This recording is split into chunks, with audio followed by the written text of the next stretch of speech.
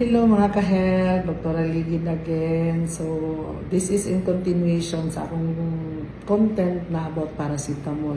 So, daghan akong nabasa dito nga, Dok, akong anak mo ni timbang pili kung ihatag. So, that's why nag-decide ko nga ako ipakita sa inyo how to luan ta mo how to solve paracetamol. Through ani, nakatabang ko sa inyo nga naprotektahan ninyo ang mga atay sa inyong mga anak kay highly kuan ng paracetamol, hepatotoxic. So, kung rarely lang may muhatag o paracetamol IVTT, it's because para ma-prevent na mo ang hepatotoxicity sa paracetamol. So, simple na kayo no, left and right na itong gamit anak, pero wala ta kabalo nga pwede ta mo daot sa atay sa atong anak. Tingala ta sakit ang tiyan, suka-suka, and nagyelo ang atong anak, tungod ito sa mali na paghatag nato sa simple nga tambal, no? So, mauni mga ka-health ako i-show sa inyo, ha? Okay, so ang paracetamol, ang preparation nato diri sa Pilipinas is tulo-upat ka klase na ay 100 per ml, na apoy 120 per 5 ml, na apoy 125 per 5 ml, o na apoy 250 per 5 ml. So, ang preparation sa paracetamol. So, kung depende o unsay naa sa inyo ani. So, ang recommended dose sa paracetamol, recommended dose is 10 to 15 milligram per kilogram per day. So, saan na pag-solve? So, kung panalitan, example, namoy anak, 10 kilogram iyahang timbang. So, Dok, ang akong paracetamol is katong na dropper. So, mauto siya na dropper. So, makita na nga number after sa word na paracetamol, after sa generic name na paracetamol.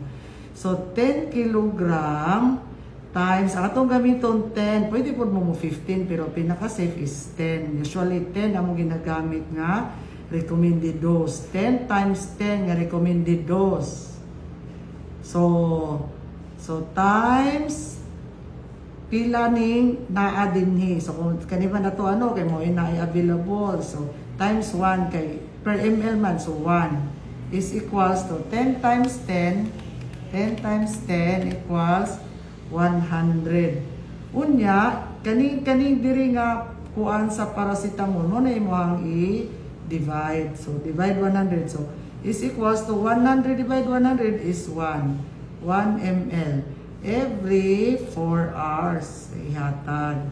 So kadang 10 kilogram gihapon nga pasyente times Dok, ang ako dito Dok kay kaning common is 125 na nagsara ng 120. So kani ang naada sa kuha.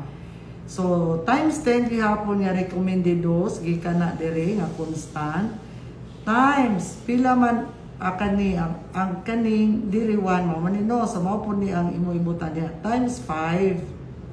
So, 10 times 10, 10 times 10, times 5 is equals to 500.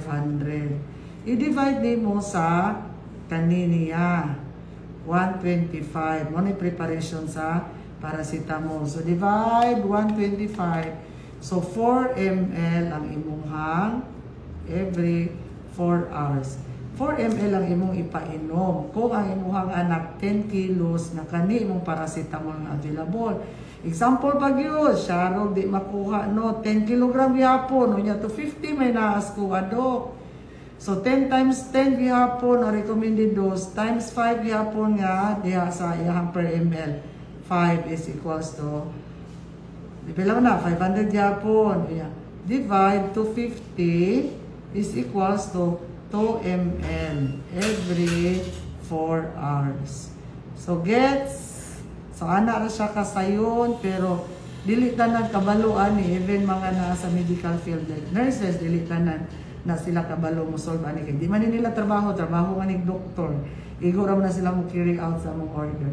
So kamo mga mama, so dapat kabalo ta ani para maprotektahan nato ang atay tong mga anak, pataka ratag painom. Daghanon pa jud isa ka kutsara. So isa ka kutsara, 1 tablespoon, 15 ml good na. Ang 1 teaspoon is 5 ml. Pero dili na mo follow karon kay naanay uban dagko nga kutsara na pud gamay nga kutsara mo nang dili na mi mag-base sa 1 tablespoon o 1 teaspoon per ml na ang among ginasulat. So that's all.